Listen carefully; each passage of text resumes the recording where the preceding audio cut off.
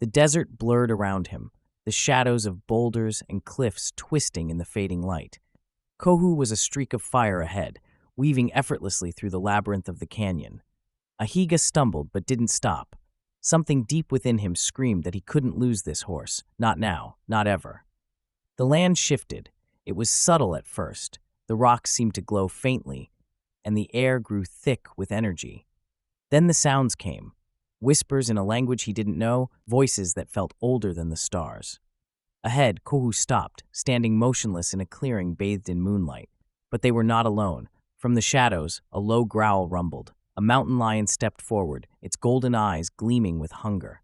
Ahiga froze. His mind raced, but his body refused to move. The lion's gaze flicked between him and Kóhú, its muscles coiling. Then Kóhú stepped forward, placing itself between Ahiga and the predator. The horse let out a cry, louder, sharper, filled with defiance. The ground seemed to quake beneath its hooves. The lion hesitated, and then Ahiga heard it, clear and steady, carried on the wind. "Find your courage, Ahiga. The land will guide you." Something within him stirred. He picked up a branch and stepped forward, his chest heaving. The lion growled, but Ahiga didn't falter. He held the branch high, his voice steady as he spoke. "If you challenge me, I will answer." For a long moment, the predator didn't move. Then, with a final snarl, it turned and disappeared into the shadows. Ahiga lowered the branch, his hands trembling. Kóhú stepped closer, its fiery mane rippling in the night breeze. The horse's eyes met his, and in that moment, Ahiga felt something shift, a connection that went beyond words. He reached out, his hand brushing Kóhú's neck. The horse didn't flinch. Instead, it leaned into his touch as if acknowledging him. "You're more than a horse," Ahiga whispered. "You're a force of the land." The whispers returned, softer now, weaving around them like a song. Ahiga didn't fully understand their meaning, but he knew one thing. Kóhú wasn't just guiding him, it was choosing him. "We'll face it together," he said, his voice firm, "whatever comes next."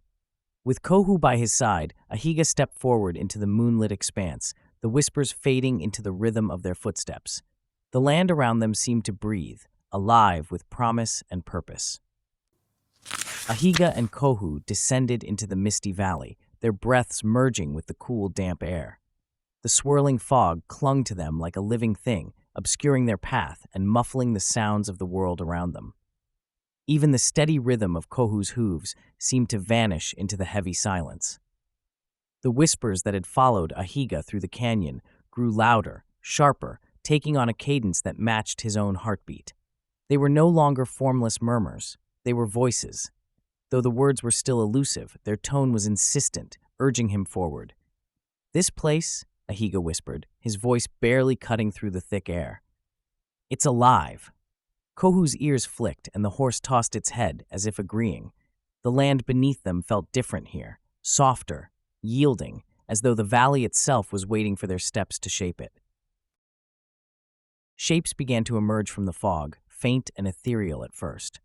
They moved with a strange grace, their outlines shifting between animal and spirit. Ahiga's grip tightened on the obsidian knife at his side.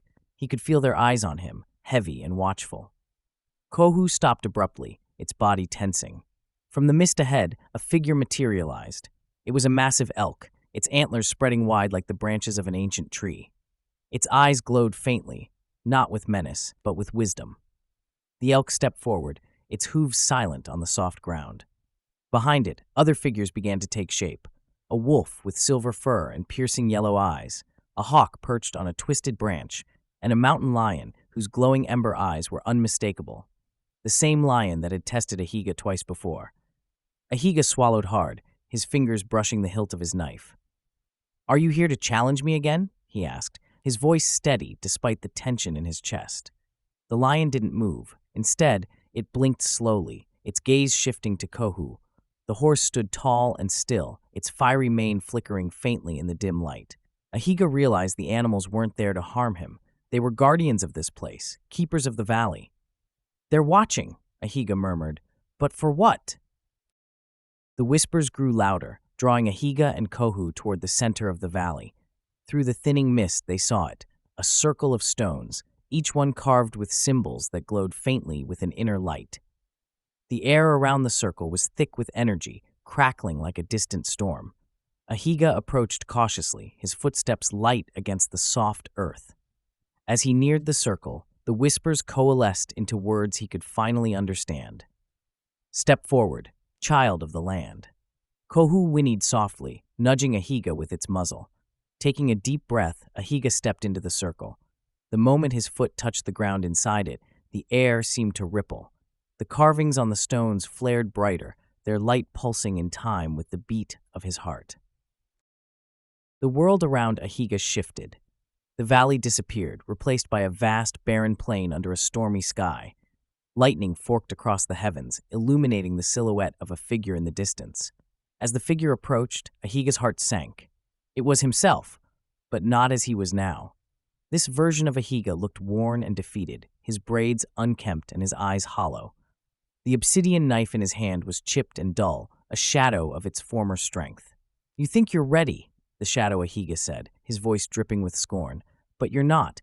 You run from responsibility. You chase what you don't understand." Ahiga's grip tightened on his knife. "I'm not afraid of you." The shadow laughed, a cold, hollow sound that echoed across the plain. "You should be. I am your doubt, your failure, your fear, and I will break you." The shadow lunged, its knife striking with deadly precision. Ahiga barely managed to block the blow, the clash of obsidian blades sending sparks into the air. The storm roared above them as they fought, each strike more desperate than the last. Ahiga could feel his strength waning, the weight of his opponent's words pressing down on him. But then he remembered the whispers, the voices of his ancestors. Listen to the heart of the land. He closed his eyes, letting the rhythm of the earth guide him. When the shadow struck again, Ahiga sidestepped effortlessly, his movements fluid and precise. With one final swing, he disarmed his opponent, the shadow's knife falling to the ground and shattering like glass. The shadow let out a final, anguished cry before dissolving into the wind. The storm faded, and the barren plain gave way to the valley once more.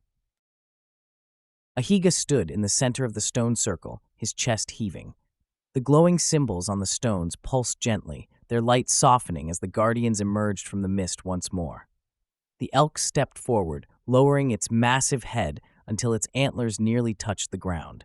The wolf, the hawk, and the lion followed, each bowing in turn. Kóhú whinnied, its fiery mane glowing brighter for a brief moment. Ahiga placed a hand on the horse's neck, feeling the steady rhythm of its heartbeat. The whispers returned, softer now, carrying a single message. "You have listened. You are ready." Ahiga nodded, his grip on the obsidian knife firm.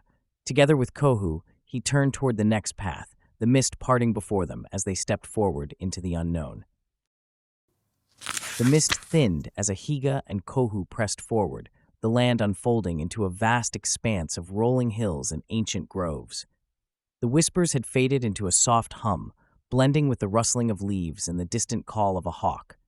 Though the valley behind them was shrouded in mystery, the path ahead felt alive, charged with purpose. Ahiga glanced at Kóhú, whose fiery coat shimmered in the early sunlight. "They said we're ready," Ahiga murmured, his voice low but steady. "But for what?"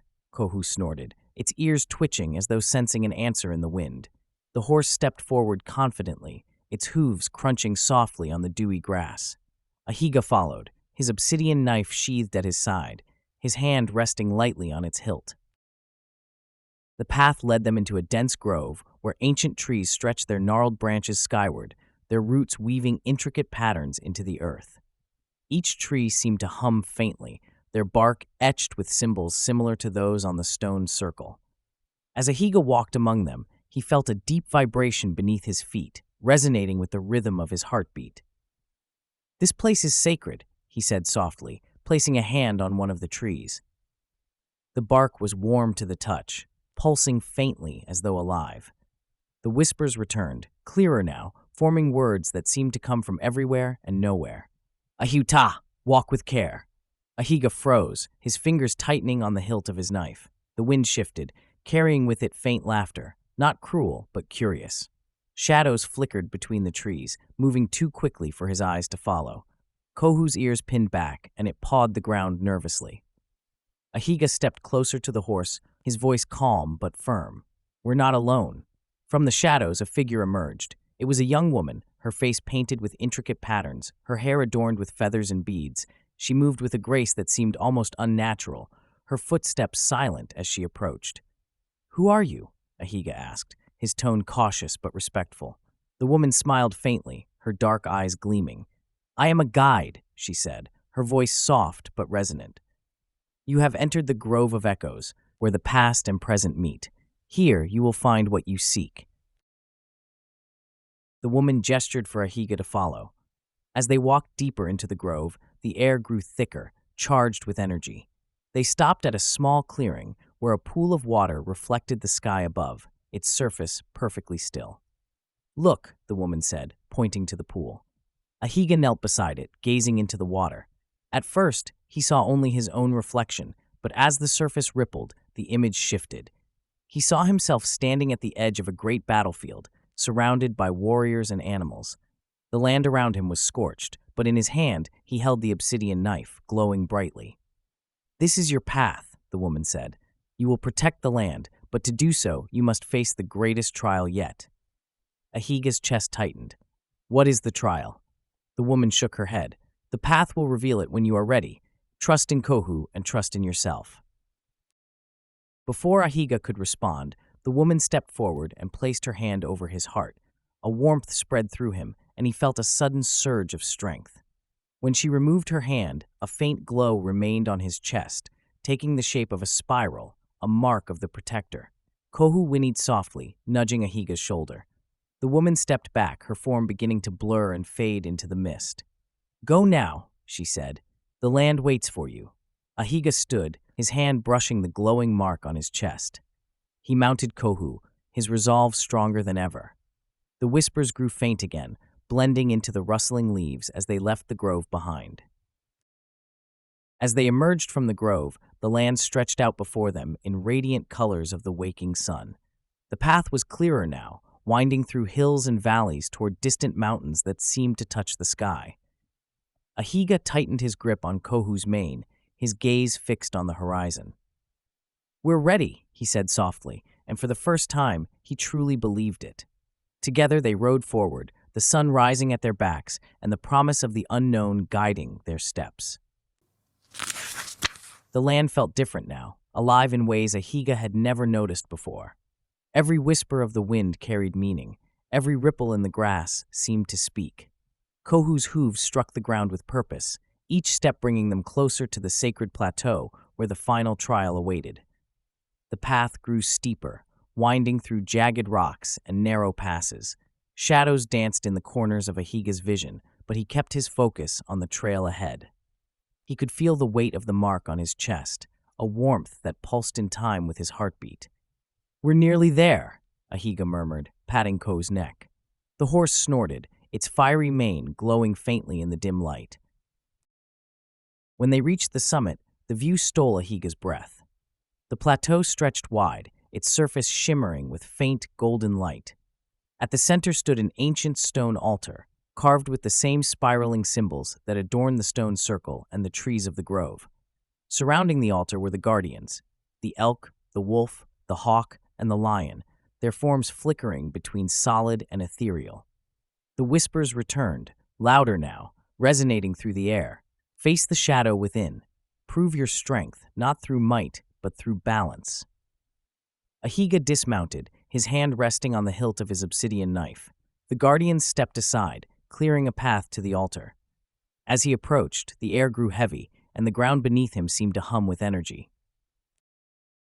A figure emerged from the altar's shadow, its form identical to Ahiga's but darker, wreathed in swirling black mist.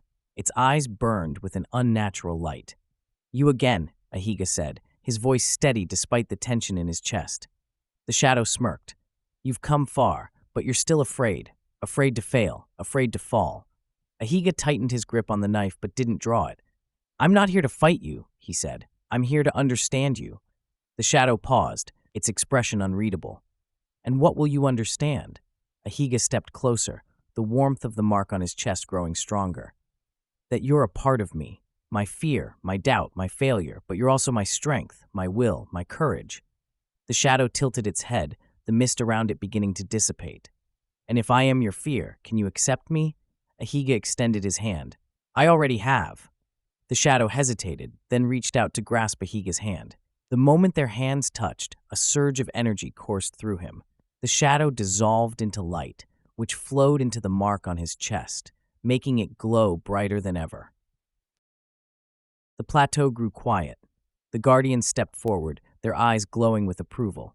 The elk lowered its massive head in a bow, while the hawk soared above, letting out a piercing cry. The land recognizes you, the wolf said, its voice deep and resonant. You have proven yourself as protector and guide. Kóhú trotted to Ahiga's side, its mane blazing like fire. Ahiga climbed onto the horse's back, feeling a sense of unity he had never known before. The journey doesn't end here, the lion said, its amber eyes fixed on Ahiga. The land will call on you again. Ahiga nodded. I'll be ready. As Ahiga and Kóhú descended from the plateau, the whispers faded into a song, a melody carried by the wind. The land stretched wide before them, vibrant and alive, filled with promise. Together, they rode forward, the rising sun casting long shadows behind them. Thank you for joining Ahiga's journey. If you enjoyed the story, please leave a comment, like, and share it to spread its message. The journey would continue, but for now, Ahiga had found balance within himself and with the land he was destined to protect.